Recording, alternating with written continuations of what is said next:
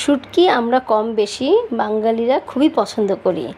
আমরা যেহেতু বাঙালি ভাতে মাছে আমরা মাছ খেতে ভালোবাসি, ডাল খেতে ভালোবাসি, আর শুটকি খেতে তো অসাধারণ ভালোবাসি। তো যাই হোক বন্ধুরা, আমি আজকে রান্না করব লইঠা শুটকির ভুনা। তো প্রতিদিন কিন্তু আসলে মাছ, মাংস, সবজি এগুলো কিন্তু খেতে খেতে আর ভালো লাগে না। কিছু ভিন্ন রকম কিছু খেতে হলে অবশ্যই আমাদের শুটকির দিকে যেতে হবে। বিভিন্ন ধরনের শুটকি পাওয়া যায় বাজারে। তো সব থেকে আমাদের বেশি ভালো লাগে লোঠা শুটকি। লোঠা শুটকি ভুনাটা কিন্তু অসাধারণ, অস্বাভাবিক লাগে। কি বলবো আপনাদের, তা আমি ঝটপটভাবে কিভাবে রান্না করতে হয় সেটাই আমি আজকে আপনাদেরকে দেখাবো। তো নিশ্চয়ই দেখে নিয়েছেন বন্ধুরা, আমি শুটকিগুলো ভালোভাবে ধুয়ে নিয়েছি এবং রসুন আর পেঁয়াজ কেটে নিয়েছি। তো এখন কিন্তু অবশ্যই কড়াইতে তেল দিয়ে দিতে হবে।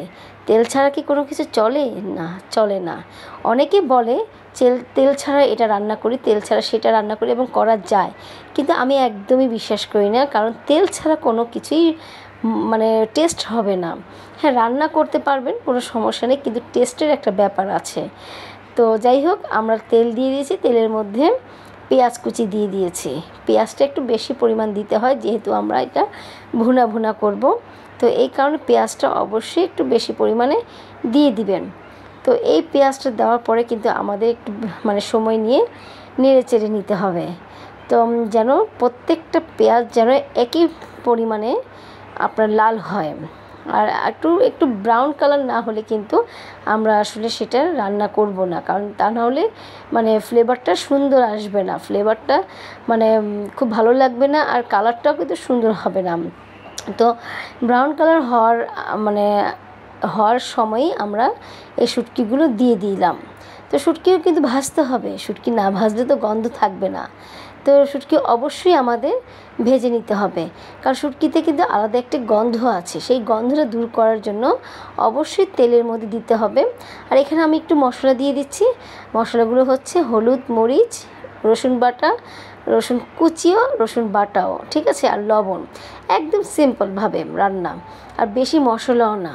তো বন্ধুরা, নিশ্চয়ই আমার রান্নাটা দেখতে পাচ্ছেন, আর অবশ্যই এরকম করে ফলো করবেন, ফলো করে রান্না করবেন। দেখবেন দুপুরবেলা ভাতটা প্লেট চেটে পুটে খেয়ে নেবেন।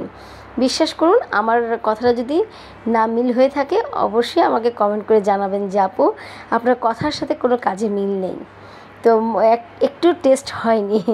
তো যাই হোক, অবশ্যই আপনারা এরকম করে রান্না করে খাবেন, আর দেখবেন যে কতটাই মজা পাবেন, দুমুঠ ভাত বেশি খেতে পারবেন। তো আমার কিন্তু মশলাটা কষে গিয়েছে, এবং কষার পরে কিন্তু আমি শুটকিগুলো দিয়ে দিয়েছি, আর সাথে কাঁচামরিচ তো অবশ্যই দিতে হবে ফ্লেভারের জন্য। কাঁচামরিচ আসলে তেমন একটা ঝাল করে না, ঝাল করে গুঁড়ামরিচেই। কিন্তু হ্যাঁ, কাঁচামরিচ যদি আপনি একটু ফালি